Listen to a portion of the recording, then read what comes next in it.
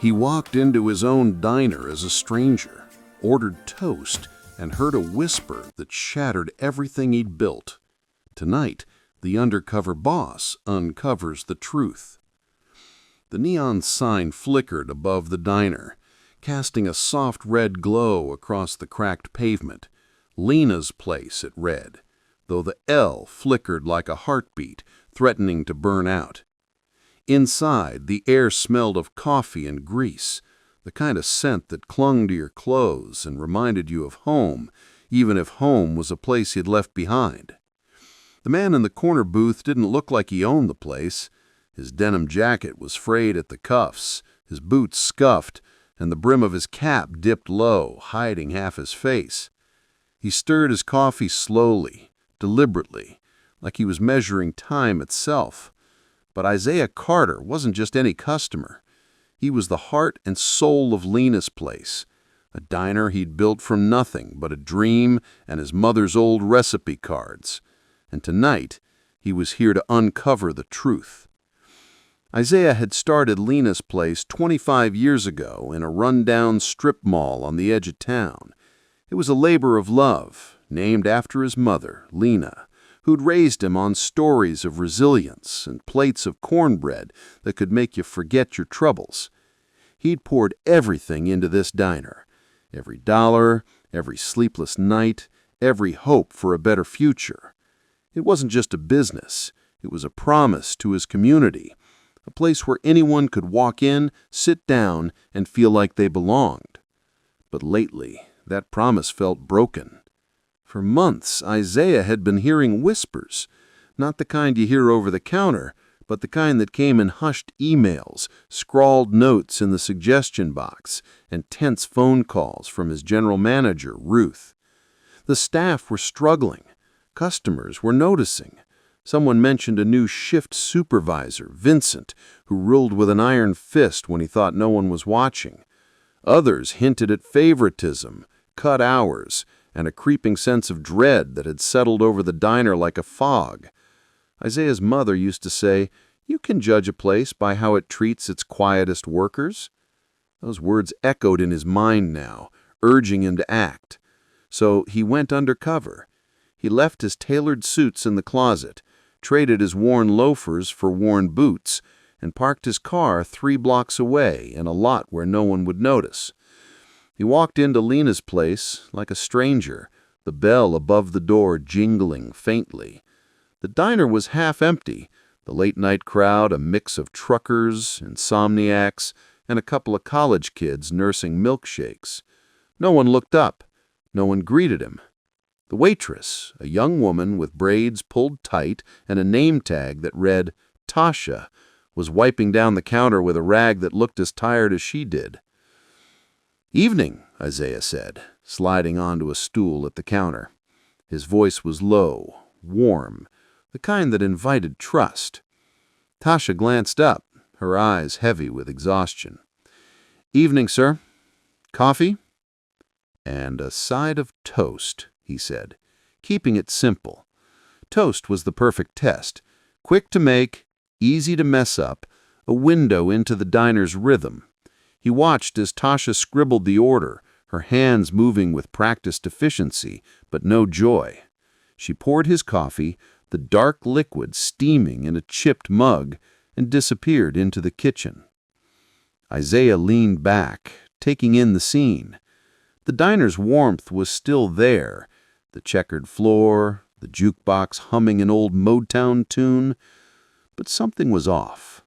The servers moved like they were walking on eggshells, their glances darting toward the kitchen door. The cook, an older man with graying hair and a slight limp, flipped burgers with a quiet focus, but his shoulders were tense, like he was bracing for something. And then Vincent walked in. Vincent was a tall man with a shaved head and a swagger that filled the room. His tie was loose, his sleeves rolled up, and his voice carried a sharpness that cut through the diner's hum. "Tasha," he barked, not looking up from his clipboard. "Table 6 is waiting. You sleeping on the job again?" Tasha flinched. Her rag paused mid-swipe. No, sir, I'm on it. You better be, Vincent said, his tone dripping with disdain. He turned to the cook. And you, Reggie, speed it up. We ain't running a charity here. Isaiah's fingers tightened around his mug. Reggie was a veteran of Lena's place, a man who'd been flipping pancakes since Isaiah was still learning the books. He was 62, with arthritis in his hands and a loyalty that had kept the diner running through lean years. Reggie didn't respond, just nodded and kept working, but Isaiah caught the flicker of hurt in his eyes. When Tasha brought the toast, it was cold, the butter half melted in clumps. She set it down with an apologetic glance. Sorry, sir, it's been a long night. No trouble, Isaiah said softly. You holding up okay? Her eyes darted toward the kitchen, where Vincent was barking at another server. She hesitated, then leaned in, her voice barely a whisper. Some days I don't know. Before Isaiah could respond, Vincent's voice cut through again. Tasha, move it. You're not paid to chat. She straightened, her face a mask of compliance, and hurried off. Isaiah's chest burned. He'd seen enough, but he needed to know more. Not as the boss, but as a man who'd promised his mother he'd build something good. I caught Reggie's eye as the cook slid a fresh plate of fries to a server. Hey, friend, Isaiah said, keeping his tone casual. Mind if I ask you something? Reggie wiped his hands on his apron, glancing warily toward the kitchen door. If it's about the food, I'll fix it, sir. It's not the food, Isaiah said. It's the people. Everyone treated right here? Reggie froze, his spatula hovering over the grill. His eyes flicked to Vincent's office, then back to Isaiah. He leaned closer, his voice low. Between you and me, this place ain't what it used to be. We used to be family. Now it's just surviving. We miss Mr. Carter, the real boss. He had heart. Isaiah's throat tightened. You ever need him? Once, Reggie said, a faint smile breaking through. Years ago. He helped me clean the grill one night when we were short-staffed. He said, Reggie, you keep the food honest, I'll keep the lights on. Haven't seen him since, but we talk about him. Good man. Isaiah stared into his coffee, the steam curling like a memory.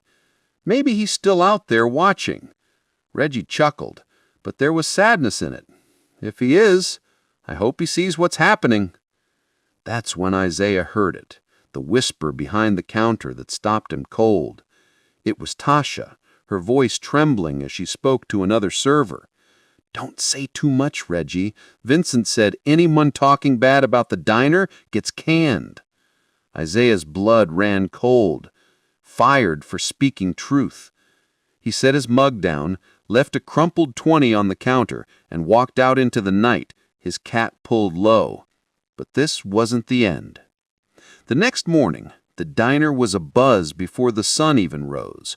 A sleek black SUV pulled up outside, its tinted windows reflecting the neon sign. 2 men in suits stepped out, followed by a figure whose presence seemed to shift the air. Isaiah Carter walked through the door. No cap, no disguise, just a tailored jacket and eyes that burned with purpose. The bell jingled, and every head turned. Vincent emerged from the office, his usual swagger faltering. "Can I help you, sir?" he asked, his tone sharp but uncertain. "You can, Vincent. Start by packing your things." The diner fell silent. Forks clinked to a stop. Tasha's rag dropped to the counter. Reggie's spatula froze mid-flip. Vincent's face paled. Who are you?" "I'm Isaiah Carter," he said, his voice steady as steel. "Owner of Lena's place." The room seemed to hold its breath. Vincent stammered, "Sir, I didn't know." "That's the problem. You treat people right only when you think it matters. But respect isn't a game of who's watching. It's who you are." He turned to the staff, his gaze softening. "I came here to see my diner through your eyes. What I found was fear exhaustion, and silence. That's not what my mother built. That's not what I built. Tasha's eyes glistened. Reggie wiped his hands on his apron, his head bowed. Isaiah's voice grew heavy with emotion. This place was meant to be a home, a chance for anyone who needed one. My mother taught me that a business is only as strong as the people who carry it. I've let you down by staying away too long. He faced Vincent again. You're done here, effective immediately. Vincent's jaw tightened, but he said nothing. He grabbed his jacket and stormed out, the door slamming behind him. No one moved to stop him. Isaiah looked around, meeting every pair of eyes. From now on, we rebuild. Together. In the weeks that followed, Lena's place began to heal.